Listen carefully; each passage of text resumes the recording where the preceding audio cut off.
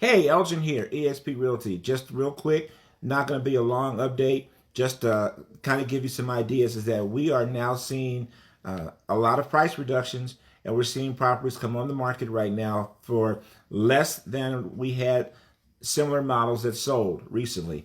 We're also seeing market homes reduce their pricing a little bit faster. A couple of weeks sometimes. If they're not getting activity or not getting offers.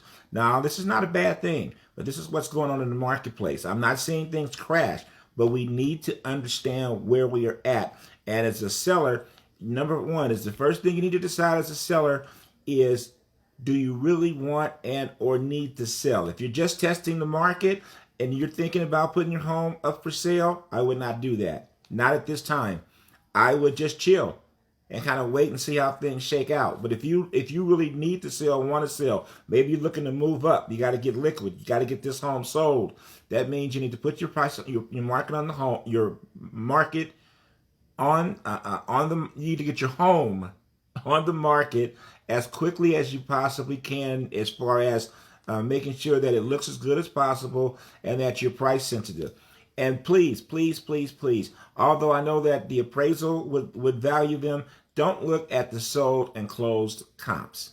I mean, you can look at them, but don't base your value based upon that. So if a house is sold for $1 million, for instance, if it's sold for $1 million, don't necessarily just be stuck on $1 million for your home. What you also need to look at now is, are there any active listings? Are there any listings under contract? And how long they've been on the market. So let's suppose that your last closed comp is $1 million, right?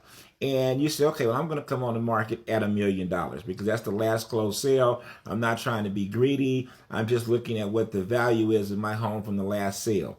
There's nothing wrong with that. But what you need to make sure is you need to make sure that you don't look on the market and see an active listing, a home that's not under contract, that instead of it being at $1 million, maybe that home is at $950,000 and hasn't sold yet. So even though you have a comp that's $1 million, right now the marketplace and the buyers are in the marketplace are telling you that $1 million for that house now is a little bit too much. Doesn't mean it's not the value, but it means that based upon today's market conditions and where the trend is going and what the buyers are willing to pay, it's no longer $1 million. So now you need to market your home and get it on accordingly to that. I'm not saying you have to be the cheapest one either, but I'm saying that you need to know what's going on so that you can price your property competitively and understand what's going on in the marketplace, so you'll know what to do to make sure that your home is the next home that's sold in your neighborhood.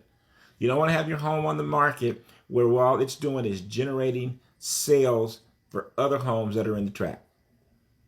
All right. If you have any other questions, if you're really looking to do something in real estate, you want to talk, you need some advice, even if you're working with someone else, you want a second opinion, whatever the case may be, as long as you're not under contract, because I'm not going to do anything ethically more or unmoral. We're here at the Elgin and Pilar Walker team looking to help as many families as we can. We'd like to help yours. God bless. Have a great day. And remember, no matter what you're going through in life, it is truly just a temporary condition because things change. And it is such a great life. God bless.